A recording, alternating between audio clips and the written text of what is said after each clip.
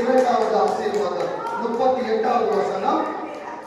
நான் அற்பமாய் 33 வாசிங்க. நான் அற்பமாய்